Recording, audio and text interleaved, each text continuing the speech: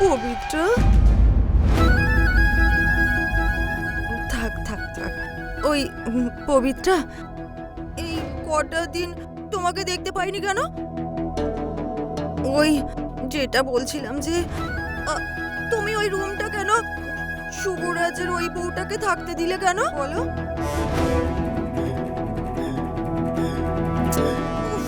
তোমার মনটা এত বড় হওয়ার কোনো দরকার ছিল না। না, আমি কি কোনো কিছু ভুল বললাম?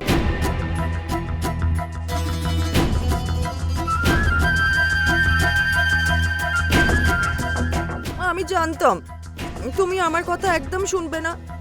এই, তোমার ভাইয়ের বউ তো তুমি বোঝাও, ও আমার কথা একদম শোনে না। দেখো পবিত্রা, আমি যা বলবো পরিষ্কার বলবো। সবাই জানতো যে শুভরাজের সঙ্গে আমার মত পার্থক্য ছিল, কিন্তু সেরকম কিছু ব্যক্তিগত বিরোধ ছিল না। মায়ের সিদ্ধান্তকে আমি সমর্থন করতে পারিনি, সেই জন্য রেগেছিলাম। কিন্তু সেটা প্রফেশনাল ছিল, পার্সোনাল নয়। তা বলি কি, আমি শুভরাজ চলে যেতে আমার মন খারাপ হয়নি। বিশ্বাস করো পবিত্রা, সত্যি বলছি, শুভরাজ চলে যাওয়ার পরে আমি একদম ভেঙে পড়েছি।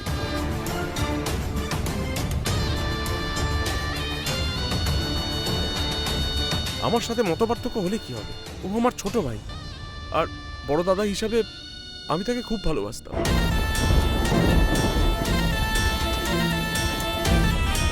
আমার ভাইয়ের কাজ করার ধরন খুব ভালো, সেই জন্যই তো তার ওপর খুব বিশ্বাসও ছিল।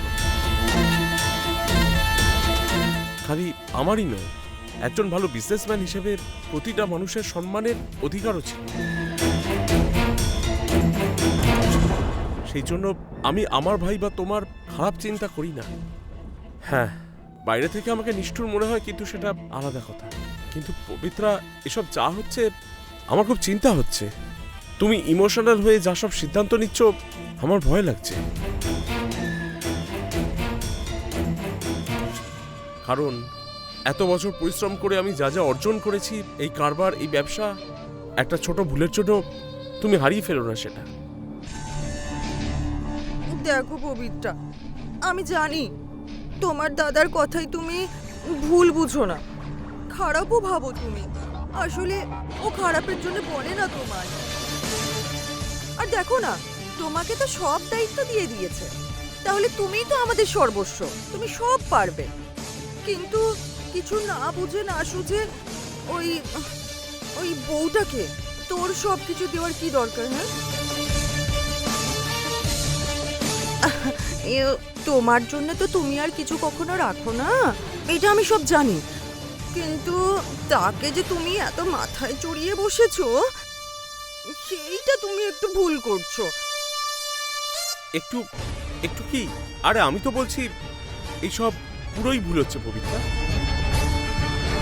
প্লিজ, বিজনেসে ইমোশনকে জায়গা দিও না, না হলে আমাদের সব নষ্ট হয়ে যাবে।